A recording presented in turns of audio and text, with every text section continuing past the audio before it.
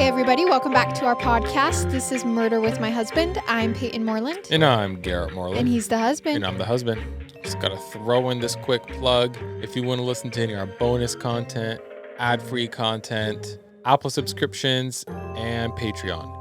You can get it there. You can listen to all our stuff. We do 2 full bonus episodes a month. And all of the content is also completely ad-free, whether that's Murder with My Husband, Binged, or Rise in Crime. Everything will be ad-free.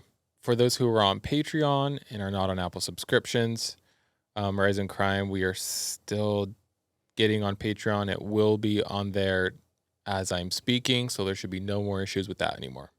All right, what's your 10 seconds? We'll make this a little quicker than last week's. Last week's, I felt like, was a long 10 seconds.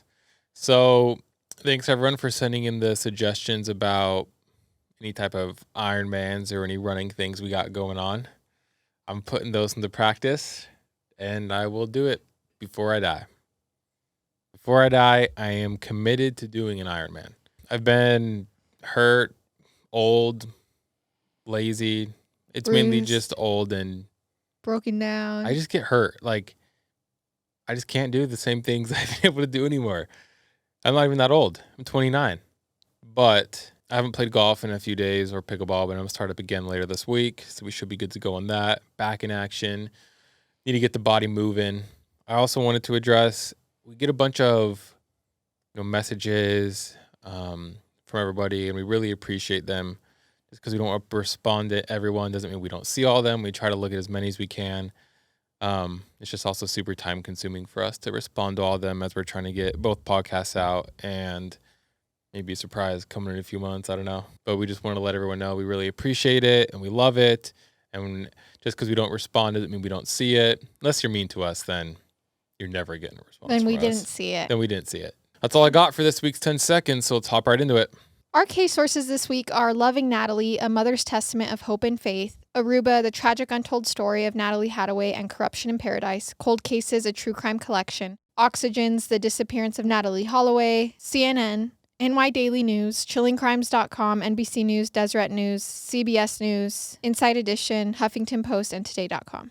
If Natalee Holloway's name doesn't ring a bell, her senior class photo might. The picture that plastered news channels back in 2005 showed a fresh-faced, yet mature-looking 18-year-old blonde girl.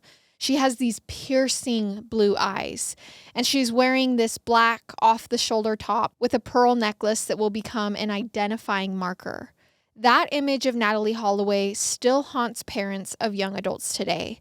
Because back in 2005, Natalee became synonymous with everything that could go wrong when you let your teenager vacation out of the country. Okay. What's even more chilling about Natalee's story is how it was handled by local authorities and how they let a man who they knew was guilty walk free. You might have heard Natalee's story, but Garrett surely hasn't, so today we're covering it. Let's do it. In 2005, Natalee Holloway is a senior at Mountain Brook High School in the Birmingham area of Alabama. And truthfully, she's everything you could hope for in a teenage daughter. She's a straight-A student on both the Math and Spanish Honor Society. Oh. She participates in Bible Club, the dance team, and in what little free time she has, she volunteers with Habitat for Humanity, the Humane Society, and visits with patients at the American Cancer Society's Hope Lodge. But Natalee is looking forward to beginning her next chapter after graduation. She received the President's Scholarship to the University of Alabama, where she plans to be pre-med. To say Natalee has a bright future ahead of her is a total understatement. And frankly, she deserves to blow off a little bit of steam after doing 4 years of high school the way she did. At least that's how her mother feels when Natalee approaches her about going on a senior class trip to Aruba. She tells her mother, Beth, that there were about 125 other seniors going. They'll be accompanied by 7 chaperones who will be there in case there's any emergencies with their passports, missed flights, and so forth. And Beth knows her daughter Natalee is responsible. Her only hesitation is a story from a former Mountain Brook senior who'd gone on the Aruba trip 2 years prior. Allegedly, some of the locals had been harassing a few of the students at a bar called Carlos and Charlie's. But this isn't enough of a reason for Beth to say no to Natalee, especially because Aruba at this time is said to be one of the safest islands in the Caribbean. They run on a tourist economy. So Beth just reminds Natalee of the dangers and tells her to keep on high alert. And if she agrees to be careful, she can go on the trip. So of course, Natalee is ecstatic. On May 24th, 2005, Natalee and her fellow classmates put on their gowns and received their diplomas at Mountain Brook's graduation ceremony. Then, 2 days later, on May 26th, they board their flight to Aruba to begin the celebrations. Do you feel like your birthday comes up a lot in these cases? A lot. May 26th we say it all the time. I try to think about it because it comes up a ton. And it's always in these cases, and it kind of gives me a little bit of the heebie-jeebies. Maybe it's a cursed day. Yeah. No offense. Thanks, babe. The group stays at the Holiday Inn, which is right on the beach. And every day the students have pretty much the same schedule. They wake up late, lounge on the sand, take a nap, and then head to dinner, the casino, the bar, or likely all three. Keep in mind, the drinking and gambling age in Aruba is 18. So for most of the students, this is a freedom they're getting to enjoy for the first time. It's like when we went to the Bahamas, remember? All and there those was kids. All these, I mean, they were teenagers. They were 18 years old. And I was like, there was no way these kids aren't in high school. Yeah. Or just got out of high school. And they were totally. Gambling, drinking. Yeah, it was pretty funny. The only real supervision they have is once a day, they have to check in with one of the 7 chaperones on the trip to make sure everything is okay and that they're still accounted for. But for the most part, the group is left to their own devices. The trip flies by, and before Natalee knows it, it's May 29th, the final full day of their vacation. Oh, no. Natalee, being the responsible young adult she is, packs her bags before dinner and makes sure her passport is somewhere safe. They have to leave the hotel by 11 a.m. the next morning, so Natalee just wants to make sure she's ready.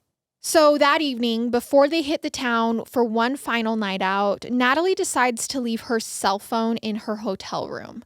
Remember, this is 2005, so cell phone service and Wi-Fi are not what they are today, especially when you're in another country. So her phone really serves little purpose here anyways. Now, at some point that night, seemingly after dinner, Natalee and her friends make one last stop to the blackjack table in the hotel's casino. Natalee doesn't play, but she enjoys watching a friend of hers lose all of his money. And that's when a new player sits down at the table. A 6-foot-tall, imposing guy that looks to be around their same age. He introduces himself to the group as Joran. He says he's a 19-year-old college student visiting from the Netherlands, which tracks because he has a thick Dutch accent. He tells Natalee that he's also staying at the Holiday Inn, and after some more small talk, Natalee and her friends tell Joran they're going to move the party to a bar called Carlos and Charlie's. If this rings a bell, it should. It's the same bar Beth warned Natalee about before her trip. Oh, okay. But it's a quick 15-minute drive from the hotel, and apparently this isn't the first time the students have partied there on this vacation. At first, Joran says he's going to pass. He hears the bars are lame on Sunday nights. So Natalee says, okay, suit yourself. She says goodbye and takes off with a group of her classmates to Carlos and Charlie's anyways. But it seems like Joran has a change of heart because a few hours later, he shows up at the bar with 2 of his friends. 21-year-old Deepak Kalpo and his brother, 18-year-old Satish Kalpo. Now, what happens at the bar that night varies depending on who you ask. Some students say they see Natalee drinking and dancing, even singing Sweet Home Alabama at the top of her lungs at one point. However, some of Natalee's close friends say she has 1 or 2 drinks but never seems very drunk. They do say that she's spotted chatting with Joran throughout the night. While some claim they're flirting, others say he keeps making a pass at Natalee and she keeps kind of shooting him down. Got it. So stories are all over the place. Yeah. Either way, they all stay till the bar closes at 1 a.m. And now everyone is pouring out onto the street trying to find a taxi. That's when Joran's friend Deepak grabs his gray Honda and the guys offer Natalee a ride back to the hotel. Natalee gets into the back seat, rolls down the window, and shouts to some of her friends that she's hitching a ride back to the Holiday Inn with these guys. Then some people hear her shout, "Aruba!" out the window as they drive off. The next morning, Monday, May 30th, the students are gathering in the lobby to catch the shuttles back to the airport. Only there's one person not accounted for. Natalee's friends say she never made it back to the room the night before. Is it a little weird? I'm not blaming any of the friends or anything, but because everyone's so young. But do you think it's a little weird that no one said anything before they were on the way to the airport or packing? Or do you think it was like, maybe it was probably like, maybe she'll show up. Like, she has to show up. She has to know we're leaving. So I went on a senior trip with a couple of my girlfriends. Yep. We met some guys. One of my friends left later that night and stayed out all night with the guy, and we didn't say anything.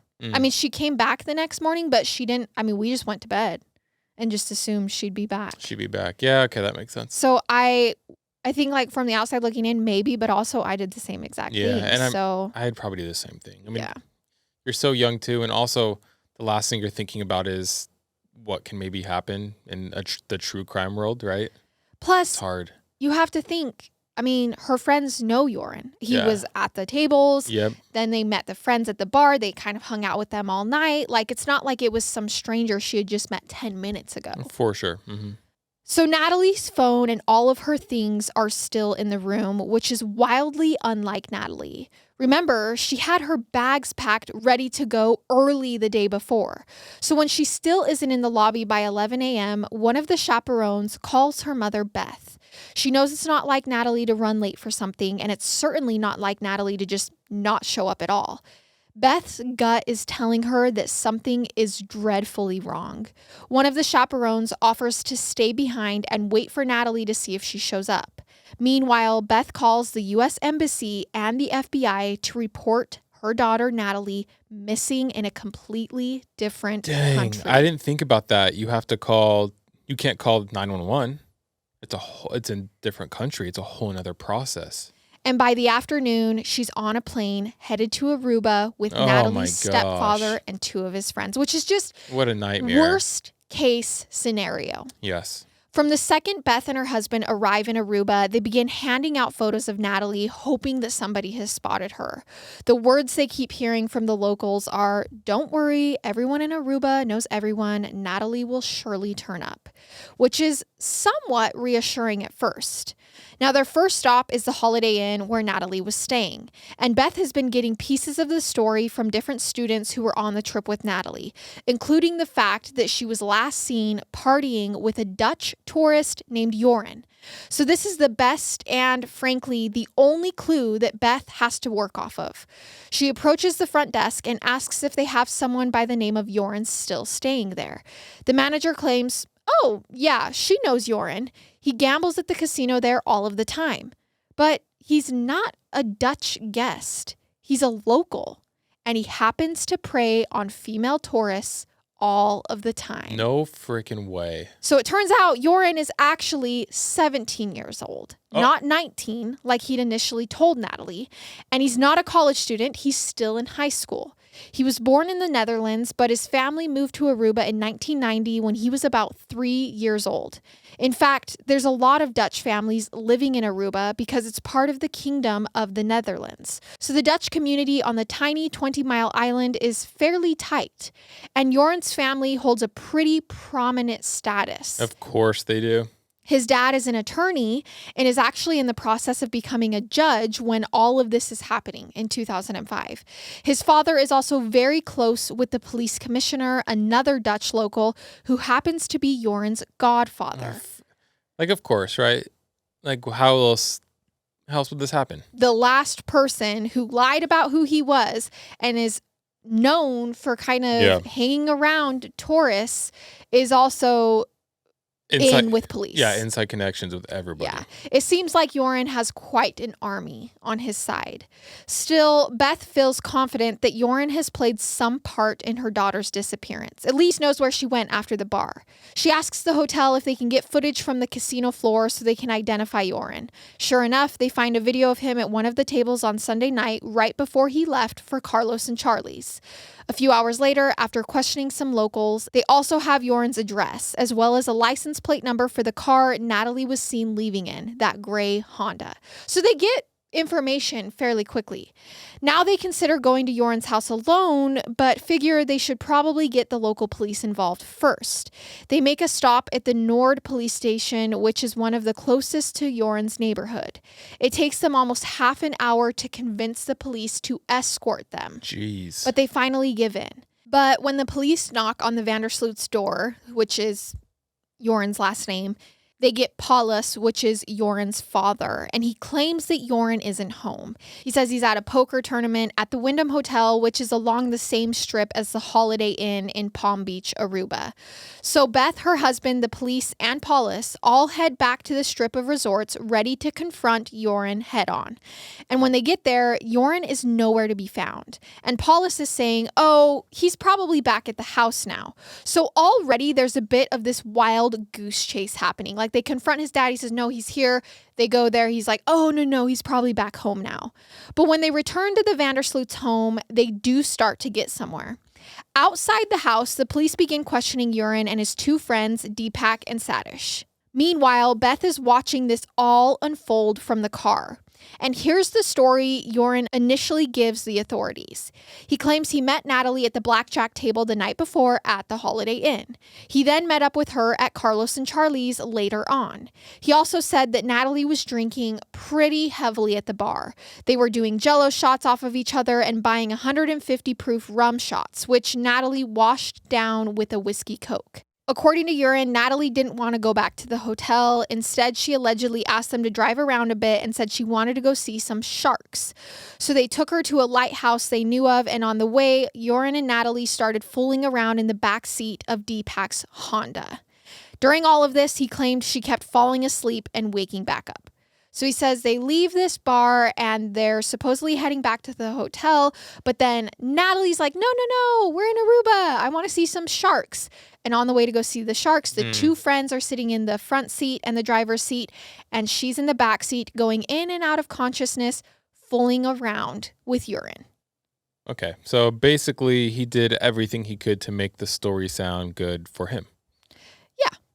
I mean, I think admitting that she's falling asleep and waking back up doesn't necessarily look good, because then how can she consent? But and I don't know if I believe that she was like, let's go see some sharks. Maybe. I don't know, maybe. It just sounds kind of weird too.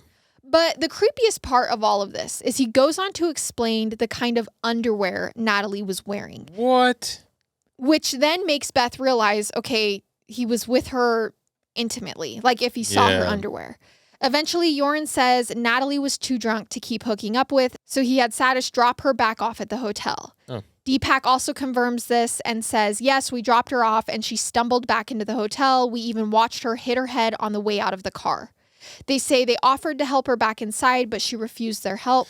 And that was the last they saw of Natalee. So there's got to be cameras. If she did go back into the hotel, there's 100% cameras at this time, correct? Yes, because they had cameras in the casino. Uh-huh. But we'll get there. This is the point in the story where Paulus stops his son. He's like, okay, Yoren, you've told enough. He tells him not to say anything more to the police without a lawyer, which is funny because he's a lawyer. Yeah, he's an attorney. So at this point, the little inquisition in front of the Vandersloot home comes to an end. And over the next few hours, Beth is sent back to the Holiday Inn to wait for the local police to get back in touch with her. At this point, they've met with Homeland Security and a DEA representative, but she says there's not much either of them can really do for the family. Apparently, there's no U.S. consulate office there, no FBI office. They are at the mercy of the local police and the local police only, which I can imagine is pretty frustrating. The next day is Tuesday, May 31st, 2005, and Natalee still hasn't shown up. Natalee has been missing for about 36 hours at this point when Beth is called to another police station on the other side of the island. She gets there, takes a seat in front of a detective, Dennis Jacobs, who seems to be in no rush to take her statement. He tells her before he can do anything, he needs to eat his lunch and shave. Then he'll hear her statement. Then he just walks out of the room. Now, What? Beth is obviously on edge, nervous, in so much just... Imagine being a mom who's like, my daughter's missing in another country, and now she's frustrated, pained even, by the lack of urgency and cavalier attitudes the police have towards finding her daughter. Yeah. She ends up waiting 3 hours for this officer to come back. And when he finally returns, he tells Beth he won't be taking her statement at all today. She'll have to make the hour drive back tomorrow. That's another 24 hours that will slip by with Natalee in real potential danger. What is wrong with people? When Beth finally does get inside Detective Jacobs' office the next day to give her statement, she can't help but notice a stack of torn up papers on his desk. Beth realizes she's looking at a torn up copy of Joran van der Sloot's witness statement. So the police have been questioning him. They have taken an interest in him, or at least have seemed to, for optics. But then they promptly destroyed those records. So it's at this point Beth feels certain that there's something going on here. What are you supposed to do? Like, what can you do? Right? Like, it's in another country. You're not Your a rights are resident there. different. You don't really have any rights. You're not even a resident there. I mean, you have rights, but you know what I'm saying? Like, Right. it's Aruba. It's not like you're visiting Canada Mm-hmm. or you're visiting somewhere in Europe. Even then, like, it's just, what are you supposed to do? And perhaps the police have been working behind the scenes to protect Joran van der Sloot, or maybe even his father. But this suspicion gets put on the back burner when Detective Jacobs pitches a very strange theory about what he thinks might have happened to Natalee. Apparently, there's a known scam that happens around the island. There's these places called trawler houses around the island, which are essentially these drug dens. Sometimes tourists are kidnapped and taken to these locations where the residents get them hooked on drugs and then use the tourist money to spend freely as their own. And when all of their money runs out, they've been known to get dropped back off the same place they were found. And Carlos and Charlie's happens to be one of these locations that this scam happens. Got it. The thing is, Beth knows Natalee would be useless in a scenario like this because she didn't bring her debit card to Aruba. No money has been deducted from her bank account, and this theory blatantly contradicts the story Joran and his friends told. Yeah. That they hung out with Natalee and dropped her back off at the Holiday Inn early Monday morning. So now Beth's wondering, why are the police pushing such a bizarre and unlikely theory when it doesn't even match the evidence? Is it to buy themselves more time so that they won't have to do any work if they believe Natalee will just reappear in a few days? Either way, Beth is realizing the police are not going to get her the answers she wants. If she's going to find her daughter, she's going to have to take matters into her own hands. When Beth returns to the Holiday Inn, she asks the front desk if they have any security footage outside the hotel. Anything that could show whether Natalee came back the morning of May 30th. But she's told the camera footage isn't available. They do have it, but it's unavailable. Although, here's what's weird. Around the same time, she spots Paulus van der Sloot lurking around the lobby, also speaking with hotel staff, and he's asking for the same footage. Holy crap, man. I mean, it just seems obvious. Like, Right? We know exactly what's going on. By Thursday, June 2nd, Natalee's father, Beth's ex-husband, Dave, arrives in Aruba with his brother. And they figure if the police aren't going to help, perhaps they should question Joran directly. So they come up with the idea to approach Joran where he studies at the International School of Aruba. When they get there, Dave speaks with the headmaster, who offers up some strange information. He says, yeah, Joran is here. In fact, he's been sleeping there. Which is strange in itself when his family has this big, beautiful house nearby. Then the headmaster goes on to say that Joran and Paulus came to him and told him what had happened. They claimed he had dropped Natalee off at the Holiday Inn after a trip to the lighthouse, just like Joran had initially claimed, but they also said they were having trouble proving it because the cameras outside the hotel weren't working. So Beth was right. Paulus was looking for footage yesterday when he was in the lobby. Even stranger, as they're wrapping up their chat with the headmaster, he poses a bizarre notion. Maybe Natalee went swimming that night and just drowned. Oh my gosh. Come on, man. Also, of course the cameras weren't working. Right. Why can I just not have a case where all the cameras are working? Everything's nice and easy. We know exactly what happened. And when Dave, Natalee's father, asks to speak to Joran, the headmaster refuses. So either Joran and Paulus have been going around town trying to proactively clear Joran's name, or there's some greater conspiracy happening on this island where everyone seems to be at the beck and call of the van der Sloot family. It's all bizarre. Every lead they find, every corner they turn, someone's protecting Joran and his family. Mm-hmm. And worst of all, It's all keeping Beth and Dave from getting any real answers about their daughter. But later that evening, there's a new development that Beth and Dave desperately need. A hotel employee has recovered footage from the lobby from the morning Natalee disappeared. Beth is escorted to an office where they watch the tapes in slow motion, searching for any sign that Natalee walked back through that lobby like Urine had said he watched her do. And that's when they spot a blonde on the grainy video. They play it backwards and forwards again and again. But Beth knows it's not Natalee. It's one of her classmates. Urine, Deepak, and Satish couldn't have dropped Natalee off back at the Holiday Inn.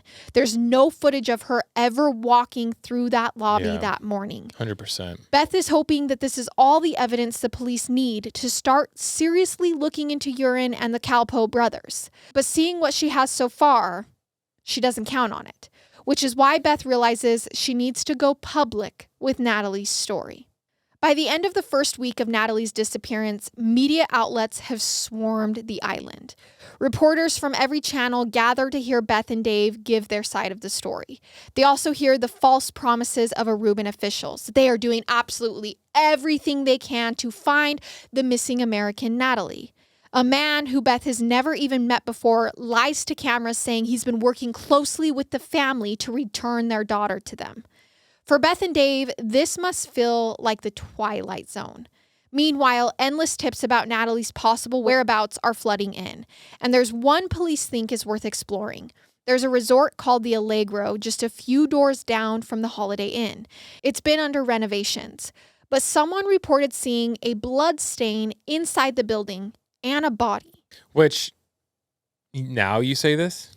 After all this time, you know what I'm saying? Like, come on. I think everything is just done so differently in other countries. I mean, and obviously his dad and with all these connections, they're just like, well, sorry. It's also hard though, because I could be wrong. I don't know enough about this, but I feel like when Americans get killed or go missing somewhere else, if pressed enough and gets enough attention, sometimes the government will get involved and then things get really serious. And it's like, then the other countries go, okay. Which is kind of what happened We here. got to figure out what happened. The second they started talking to the media, the country was like, no, we're doing everything we can. We assure you. Or it's like anytime something happens in Mexico, everyone's like, okay, do I want to go to Mexico? You know? Yeah. It's like people, because, I mean, a lot It of hurts. some of these countries survive on tourism and stuff. And so if stuff goes wrong, they want to make sure they figure out why it went wrong, what's going wrong, what's happening. I think we're just so used to our justice system that whenever we hear a story with a different one that kind of works differently, we're like, what the freak is like, what's going on? Totally. So Allegro, the resort under renovations, they say that there's a body there. So police swarm the area thinking this could be it. Only when they get there, there's no body and there's no blood. It's just another false alarm, but oddly enough, it does lead to an arrest, and not of the people you'd suspect. On June 5th, 2 of the Allegro Hotel's former security guards, both native Aruban men on the island, are taken into custody. Their clothes are taken, their cars are impounded, their homes are searched for evidence. But why? Because Joran Vandersloot and the Calpo brothers said they saw those security guards approach Natalee outside the hotel right after they dropped her off. To Beth and anyone else close to the investigation, it's obvious this whole thing is just a setup. Like the call in cover-up. About the body, everything is just, it's all one big cover-up. Still, these 2 men are branded publicly as the main suspects in Natalee's disappearance. And for a moment, it takes all of the focus off Joran Vandersloot exactly as he'd hoped. But only for a moment. Because on June 9th, 2005, justice catches up to Joran, Deepak, and Satish. Finally, police arrest them in connection to Natalee's disappearance. Interesting. Keep in mind, though, it's been 10 days since she went missing, which means they've had 10 days to cover up their tracks, get their story straight, and find lawyers. Still, Deepak's car, that infamous gray Honda, is impounded. This came after tips that the brothers had been seen washing the car inside and out in the early morning hours of May 30th. Plus, Joran's private quarters at his parents' home are searched by police. It's during all of this that police decide there's not enough evidence to keep these 2 security guards locked up. So they're released on June 13th as the focus shifts more towards Joran and his friends. It's so interesting how quick this switch up is. Like, what's pressuring them to now be like, oh, we got to figure out. Yeah, never mind. Who got involved that was then like, yes, this case is getting too much press, do something about it. I know. That's what I want to know. But during this time behind bars, Urine gives a new account of what happened with Natalee that night. Here's the thing. Knew this was going to happen. As soon as the story starts switching up, it's just red flags. To me, you're guilty. Sorry. This time he says he wanted to go back to the Holiday Inn to drop Natalee off, but instead, around 1:40 a.m. that evening, Deepak dropped him off at his home instead. And then the brothers took Natalee back to the hotel without him. He then says after Natalee was declared missing, his father, Paulus, insisted their phones and emails would be hacked so they should get their stories straight and prepare their alibis. According to Urine, Paulus told them not to worry because if there was no body, there was no case. Which, if true, is wildly incriminating for Paulus. However, a few days later, Urine changes his statement to the police again. So now he's throwing the two boys under the bus saying, they took her, I just went home. And then she went missing and my dad was like, you guys got to get your stories straight, blah, blah, blah, blah. Okay. Now it's changing again. This time he says Natalee came back with him to his house. They had sex. Then they went to the beach near the fishermen's huts where they continued hooking up. He said he called Deepak at 3:30 a.m. to come pick him up and they left Natalee there on the beach because he didn't want to go home yet. So this is obviously a completely different story than he's given the other two times. Which I don't believe again. And it's getting harder and harder to sift through all of the lies. Now they just left her on the beach alone. Come on. But there's one thing that Deepak tells the police that is alarming. He says that Urine's father, Paulus, has offered to find him a lawyer, a good one, and that after the disappearance, he and Sadish went to Paulus's house where he counseled them on what to do in the days following. Shockingly, about 10 days later, on June 23rd, Paulus is also arrested in connection to Natalee's disappearance. This is after he also changed his story several times regarding that night. Now, this is a huge deal because you have one of the biggest attorneys who is now a judge in training arrested as a potential accessory to homicide. Only it doesn't last for long. 3 days later, on June 26th, a judge orders Paulus's release, claiming there's not enough suspicion for guilt. And in July 2005, the same goes for the Calpo brothers. They are released on a lack of evidence. But that doesn't stop new tips from rolling in. During this time, a gardener working at the Aruba Racket Club close to the hotels says he saw something suspicious around 2:30 a.m. that morning, May 30th. He claims he spotted Urine and the Calpos digging a hole near a pond there.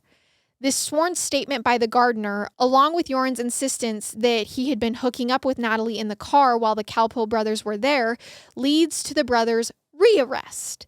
By August 26th, they're back behind bars with Urine on suspicion that they acted together in the rape and murder of Natalee. What a maze. Yes. Come September 1st, 2005, it seems like Beth and Dave are close to getting their daughter the justice she deserves. Good. Because I'm so glad that they just didn't quit and they just kept trying to escalate it and went to the media because... it's very obvious. For a second there, they were at a loss, though. They didn't care. No one cared. I mean, no one knows exactly what happened, but they know who did it. Yeah. However, police follow the gardener's tip and drain the pond near the racket club, but there's still no sign of Natalee. While her body has not yet been found, Beth hears that the court is asking to collect DNA from Urine and the Calpos.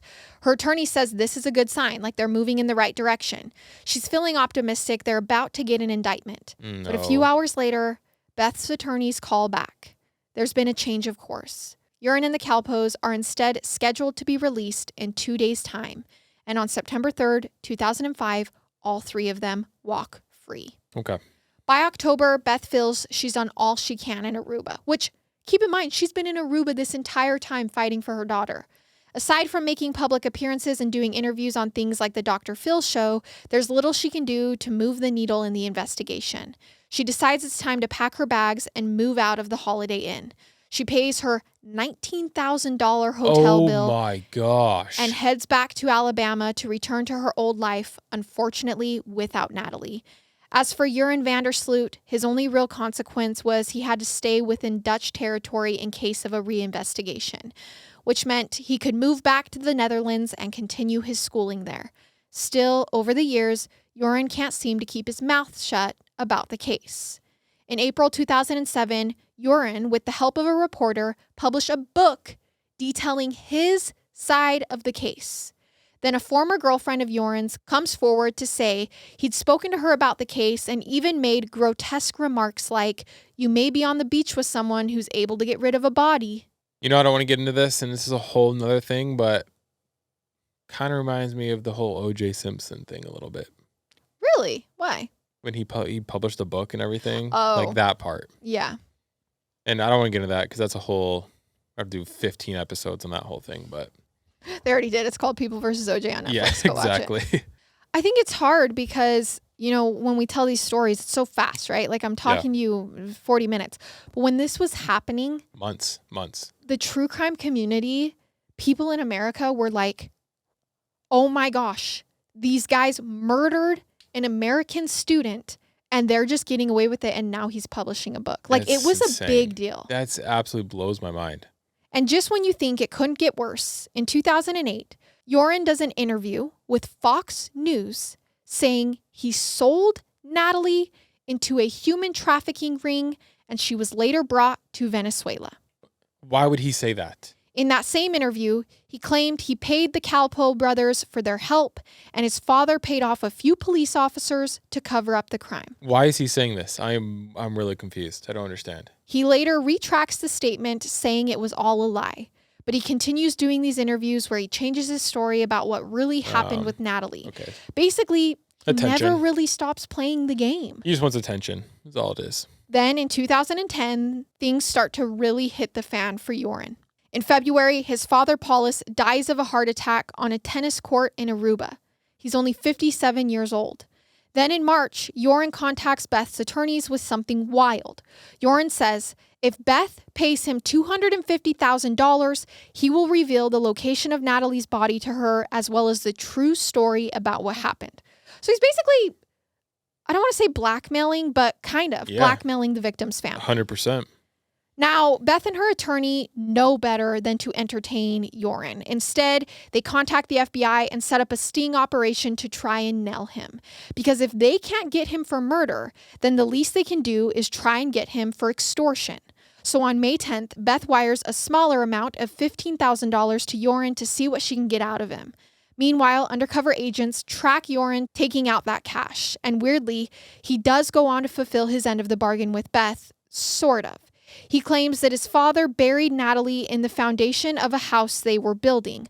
But when police look into this, they realize it's just another lie. During research, I couldn't help but feel like, the Tinder swindler? Yes. It's almost like as if he had murdered someone and yes, this is how he would act. Yeah. Like the lies, the changing of the stories. Trying to get money out of people, trying to get attention for killing somebody. Saying crazy things and then taking it back and then painting himself as the victim. It's kind of crazy because you look at the Tinder swindler, Netflix, right? Yeah. And I mean, what he did wasn't okay, but killing someone and doing it for killing someone is just next level, right? He was doing it out of just money and it was just completely different situation, but he killed someone. I mean, I don't know the end of the episode yet, but Yoren killed someone and is now trying to get money out of someone to tell where the bodies are. Like that's extortion. That's so effed up. Yeah. That's so messed up.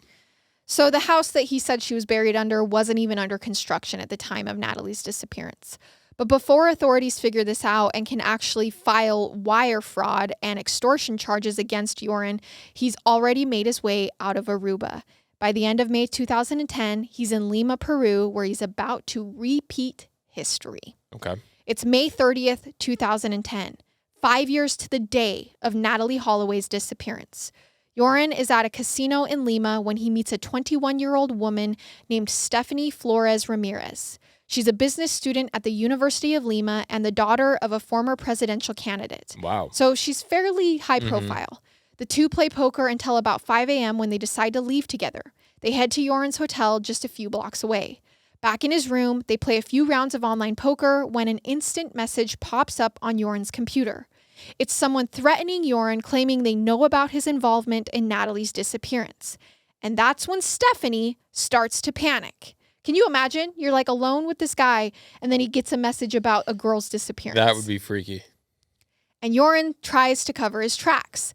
A hotel employee later finds Stephanie dead in that hotel room. No, she's dead? He killed her? She appears to have been beaten with a tennis racket, which is still there. Oh my gosh. There are also signs of asphyxiation. However, Joran Vandersloot is nowhere to be found. All of Stephanie's jewelry, money, credit cards, and ID are also missing. And an autopsy later reveals that Stephanie may have also been drugged, and Joran wasn't going to get away with this crime. Especially because of how high profile she was. And how high profile he is in another country for having murdered someone, basically. Despite having fled to Chile, police track Joran down by June 3rd, 2010, and this time he openly confesses to killing Stephanie. I guess when you no longer have your dad around telling you what to say to police, it's a little bit harder. Meanwhile, Joran is also facing charges in Alabama. On June 30th, 2010, a federal grand jury finally indicts him on those wire fraud and extortion charges.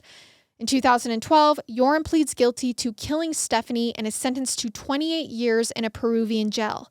That same year, Natalee Holloway is declared legally dead. Ooh, in a Peruvian jail, that does not sound fun.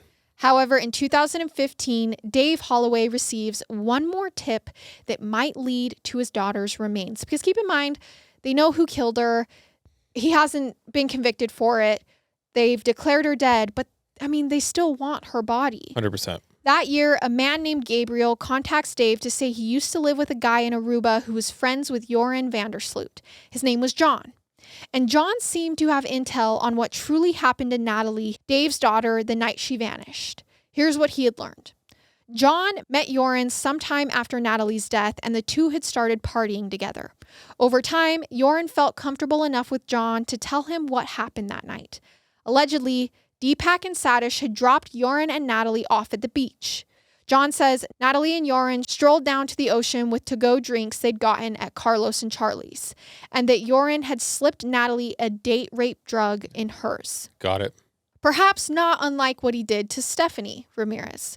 When they got to the beach and started hooking up, Natalee began foaming at the mouth because of what he claimed was an accidental overdose. Eventually, she died choking on her own vomit, but Joran was too afraid to call the police, so he called his dad, Paulus, instead. Paulus came to the beach to help Joran and brought a burlap sack to put Natalee in. Wow. Then they put Natalee in Paulus's car and took her to a park where they dug a hole and buried her.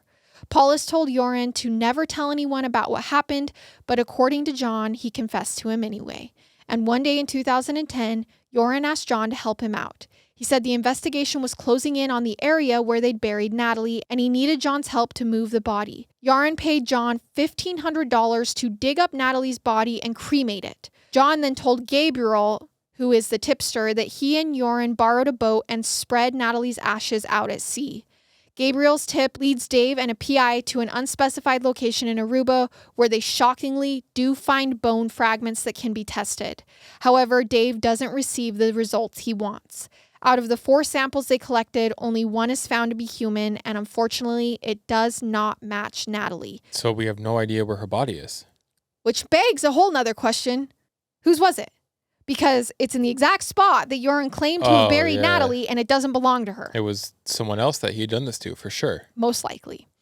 Unfortunately, that answer, along with what truly happened to Natalee Holloway, that may never see answers. But Natalee's family is making small steps towards getting justice against Joran Vandersloot. In 2023, Peru agreed to transfer Joran to the States to face trial for those extortion and wire fraud charges. Although in June of this year, he pled not guilty. As of this recording, a judge has granted Joran's team the motion to delay his trial, and his fate is still undetermined. Meanwhile, Natalee's family is still holding out hope that one day they will get the full story. If you have any tips regarding the disappearance of Natalee Holloway, you can direct them to tips.fbi.gov or contact the Birmingham FBI office, and that is the infamous story of Natalee Holloway. Dang, that's horrible, and I wish that the family had more answers. I wish they knew where the body was, because that's got to be heartbreaking. Well, and there's also so many stories. Like, I've heard theories on this case of they were on the beach, he kills her, and then he calls his dad, and they take a boat out and they feed her body to sharks. Like, there are so many different stories. Maybe the three of them got on a boat that night and it all the brothers were involved. Like, there's just so many options, and the story has changed so many times. You know what's hard too? I bet if the police would have got involved in day 1 and day 2 instead of waiting so long, and the mom had to push it so hard, probably a good chance that they would have found the body. Maybe they would have found the body. I don't know, but just possible. There was definitely frustration in the way that things were covered up, and that it took a media uproar and for the case to be spread, for something to happen. And isn't that just this sad reality of true crime? Yeah, it's horrible. The more attention a case gets, the more likely it will be paid attention 100%, to. 100%. Which is why you always hear these families trying to get loud. Mm-hmm. All right, you guys, that was our case for this week. Keep in mind, there's another bonus episode coming if you want to check that out. And we will see you for next week's episode. I love it. I hate it. Goodbye.